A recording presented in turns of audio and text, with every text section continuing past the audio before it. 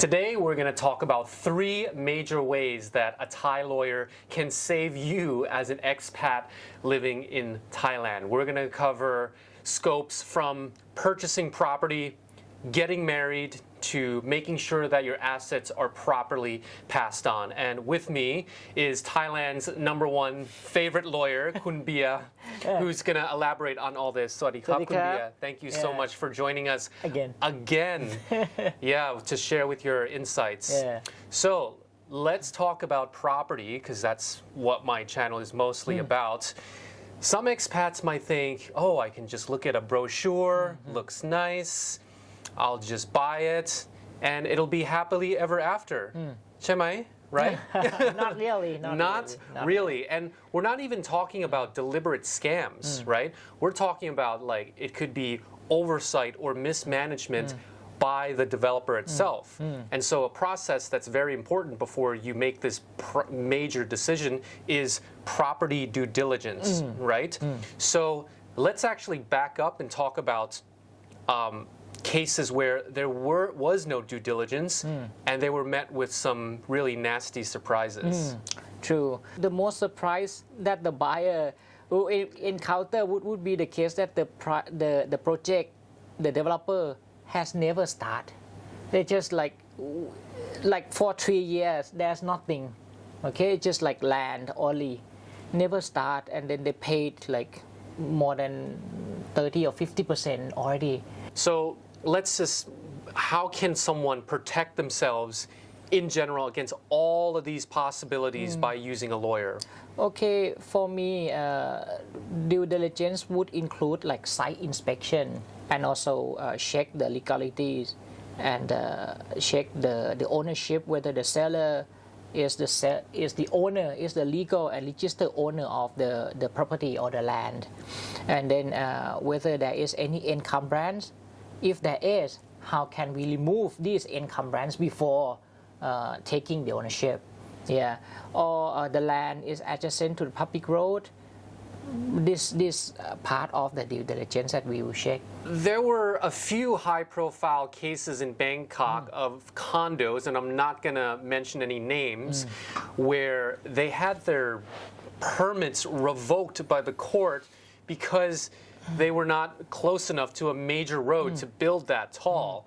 So could you tell us about, like, were there any clients that came to you asking about these condos, and what advice did you give them? Okay, there are a few clients, they come, but one of them come before the building is completed. I told that client from the beginning not to purchase this project because there is a road issue. Okay, so it could be the case that this may have some legal impact in the future, but the clients insist to purchase in this project, so they have to admit this legal implication. So in summary, to avoid any problems whatsoever, _1, obviously use a good real estate agent to identify great projects, but from there, you should also, would you say you should also use a lawyer to double check everything? Oh yeah, I mean paying lawyers for due diligence is not too much. It's not too much compared to the value of the property. Compared to the value of the property, which I believe if the value is higher than 3 or 5 million, then the lawyer's fee for due diligence is less than 1% of the value of the property. Yeah, and you're saving yourself forever.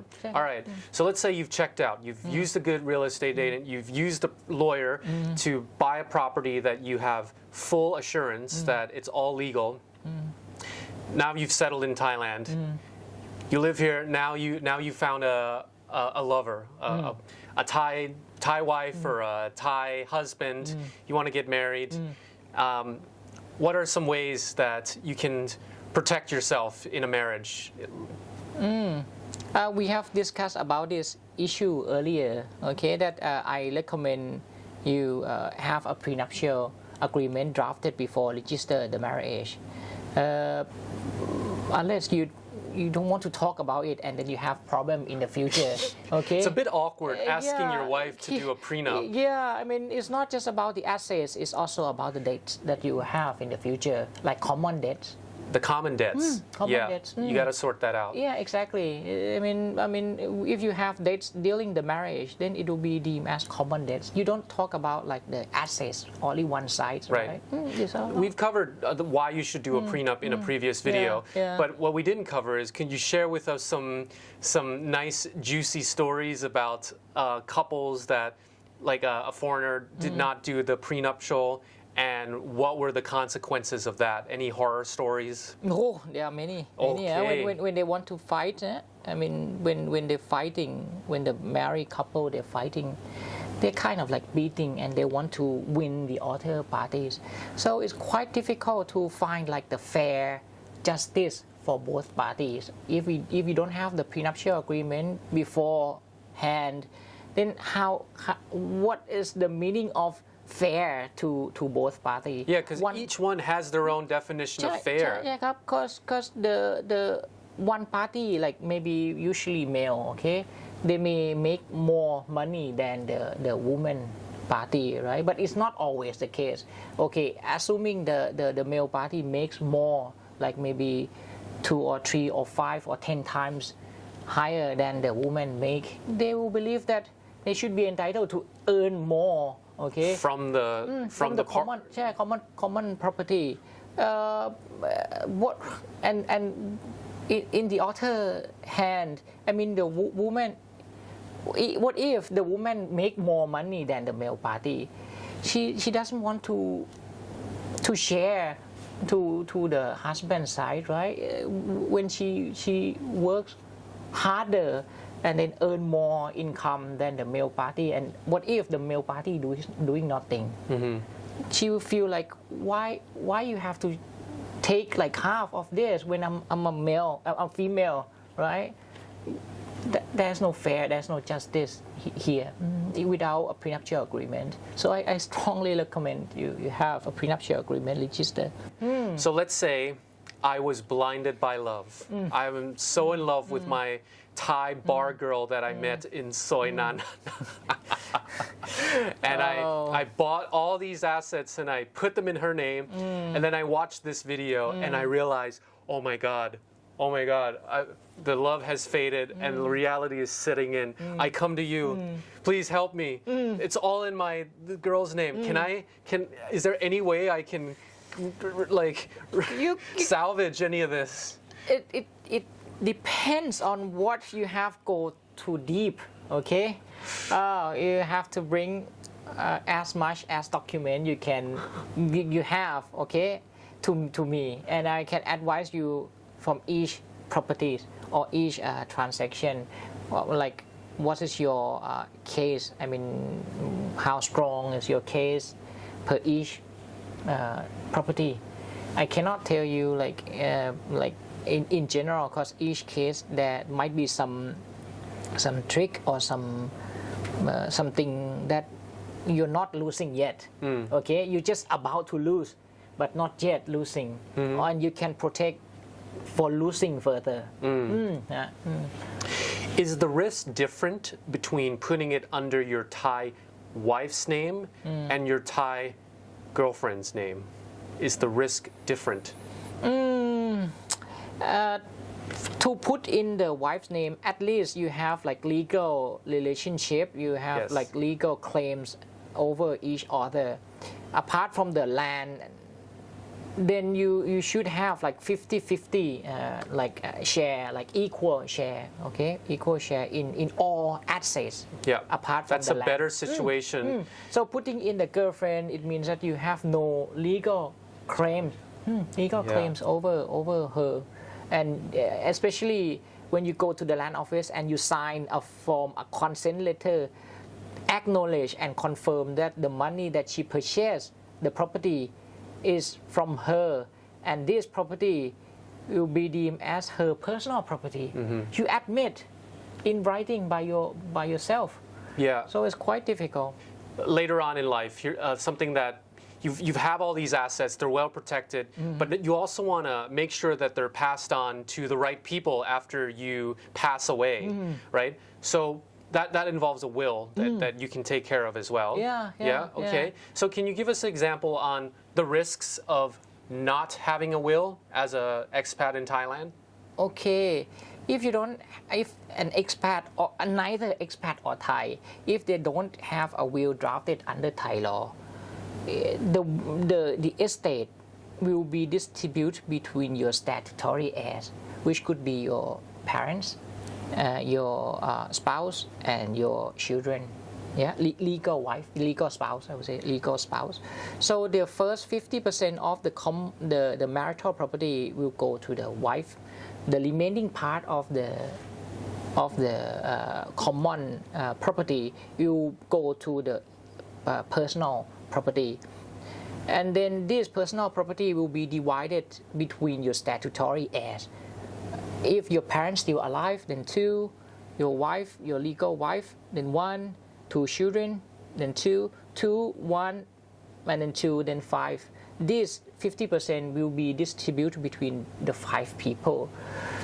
I feel I have one case which I feel quite sad, that the male party, they pay for everything and put things in the wife's name, put the house, condo, car, and then they don't have a will drafted. Okay, the wife, the Thai wife, doesn't have a will drafted, and then she died. The wife used to have like 3 kids from the previous marriage, and then between the foreign husband and the wife, the Thai wife, they don't have children together. So at the end, the foreign husband will have to share the estate that he paid with the other children. With the children from the previous marriage. Yeah, from the previous marriage, and then they have the same equal shares, okay, of the 50%. So let's say that the value of the house and the condo and the car worth 10 million. Let's say it's 10 million baht. Then the 50% of the common area will go to the husband, but the remaining 50% he has to share with the children. So he has to pay around 1 million to each to children that are not his own, from the wife's side. That's if you don't have a will. That's what will happen by default in Thai. Yes. And then I feel bad that you have to share this with the kids, which are not your kids, and then you have to pay them, and then they fight you in the court. Yeah. Because they want money, and they may lead by their lawyers. There is a term or different legal definition called gross negligence. Gross negligence. Why is there so much gross negligence? They may think that they don't want to talk about assets during their lifetime. They just don't want to talk about death. They just don't want to face the real fact that everyone will die. They don't want to talk about it now. So then and the Thai people, they'll feel like they don't want to make a will to plan something. They just feel like I'm preparing to die. So I mean, for Thai people, it's not quite common to have a will unless you are like quite rich, like not millionaires, maybe like 100 million baht over, you can think about having a will drafted. But for common people, they don't think they should do. They just think that, okay, let it be the problem of the heirs or the successors. That's what they would just think. Okay. So if you do come to people do come to you, how can you help them prevent this problem? So we can talk, right? I mean, how would you like to distribute these assets to the right people? It could be like everything to your spouse, and then once your spouse die at the same time, all this estate will go to the children in equal shares. Or it could be the case that you want to give some like this condo to this son, this land to this son, this apartment to the daughter, you can design during your lifetime, okay? But if you leave blank, then it will be the problems of the heirs to fight among themselves. I also have seen one case which is quite, I feel unfortunate for the girl. That, I mean, she is a Thai like girlfriend of a foreigner.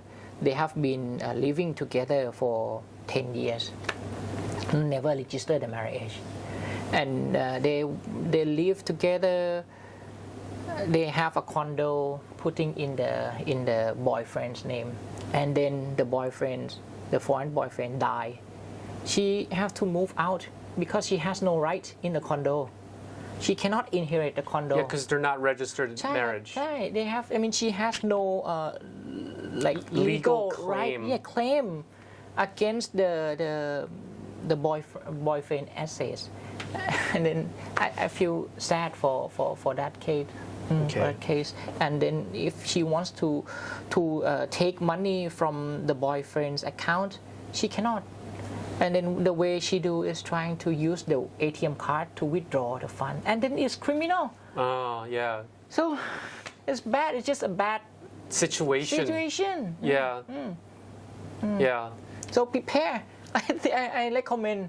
To prepare for a will. And then the with a will. fee, the service fee for drafting the will is not that much. I mean, especially if you have like net value of your estate for more than 5 or 10 million, the service fee would be around 20 to 30, 40,000 baht. Would you say there's a certain wealth threshold or like a family marital situation where once you achieve this amount of assets or have this many family members, whatever, that you should do a will? Is there a point where you just should do it? How would you recommend people? I recommend everyone who has assets more than debts. Oh, Yeah, so I should. Yeah, I should? Should I? Yeah, I'm especially, single, so let's yeah. say I'm single, right? So let's say, okay. let's say me. Okay, yeah. I'm single, right? But so if I pass away, I come to you assets. like, all right, I'll give some to my parents. I give some to my brother. Can I give some to my friends? Can. Charity? Can. Okay. Just not animal. You? Okay. Can I give some to you? Yeah, as a commission, like. Just not my yeah. pets. Yeah, Cannot. just not pets. Yeah. A dog can't press the ATM yet. Okay. So the wills are pretty flexible and they protect you. Okay. Yeah, true. Thank you so much for coming on to Yep. giving us your free advice. Sure. And if anyone would like to set up any of these, whether it's due diligence, prenuptial, or any or a will structure, they can come to you. Sure. Yep. Thank you you. so much, Kun Bia. ครับ thank you ฮะ สวัสดีครับ